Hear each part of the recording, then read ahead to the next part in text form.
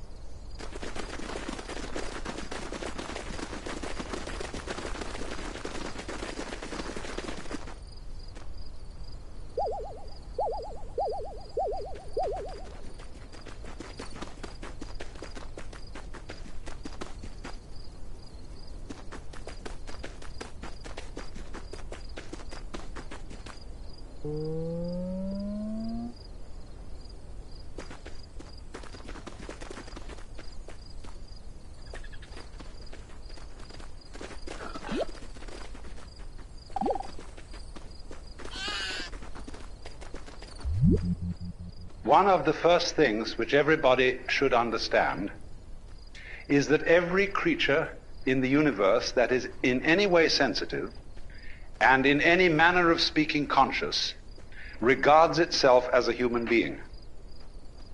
That is to say, it knows and is aware of a hierarchy of beings above it and a hierarchy of beings below it.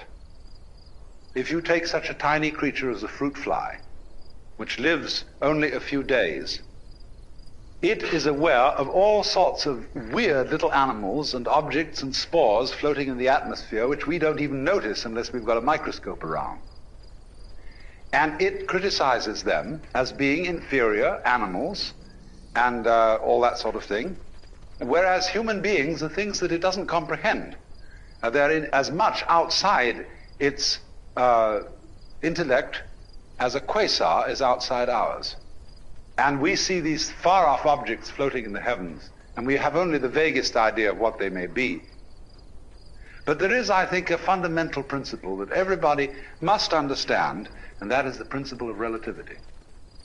That is to say that wherever you are, and whoever you are, and whatever you are, you're in the middle. That's the game.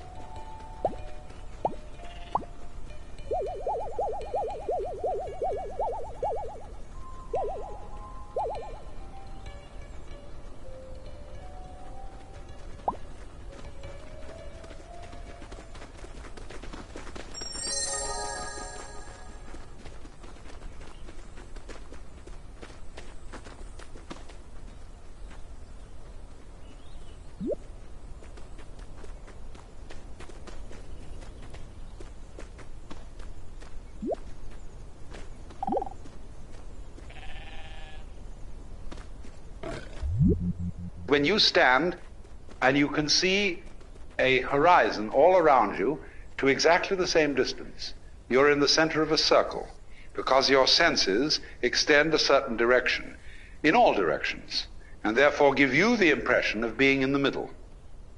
Now, everything in the world feels like that. And also it has its own kind, which look natural to it. You see, spiders and hydras and sea urchins and so on don't look very natural to us. We say, well, I wouldn't want to look like that. But they say when they see us, well, what kind of an awful thing is that? And what a lot of nonsense it does. Because the definition of a person is where you look from. And they, you see, in their situation, feel just as cultured as we can possibly feel. And they have their distinctions and their snobberies, just in the same way that we do.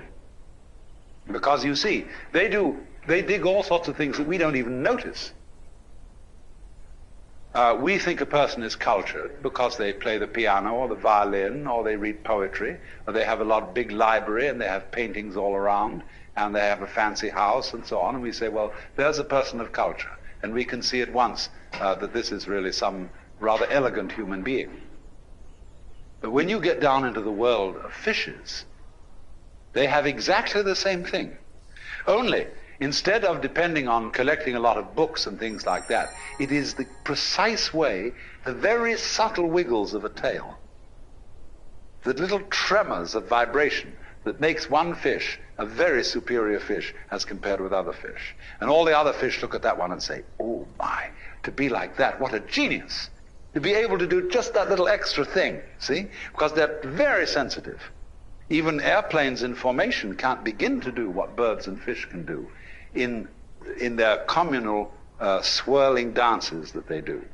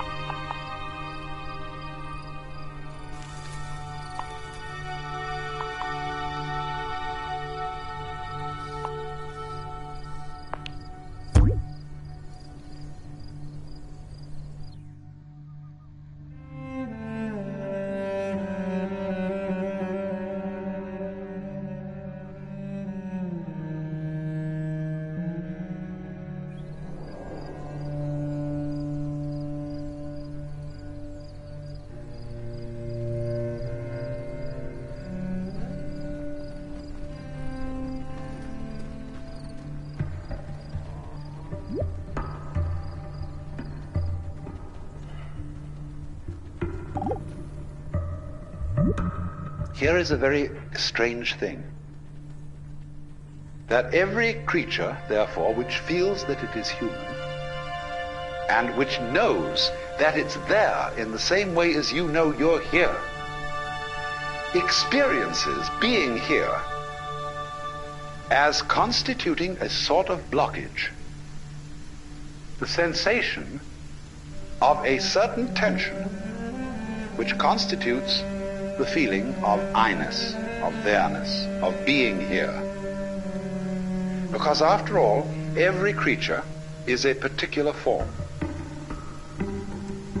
Everything is individual. Not only you as a total organism standing here, but all the component cells of your body. Each one of them has some sort of a feeling of its own. And it is individual. You can look at a microscope at the right level of magnification, and you can see that thing there with its own little life. And if you examine the stream of your blood, you'll find it full of all kinds of organisms that are having all sorts of conspiracies and games and plots and eating each other and doing these things that like we do. Only we realize that we wouldn't be healthy as a total organism unless there were all these wars and fights and plots and politics going on between the various cells in our blood. But from their point of view, you see, they feel a little bit put out because they're being organized.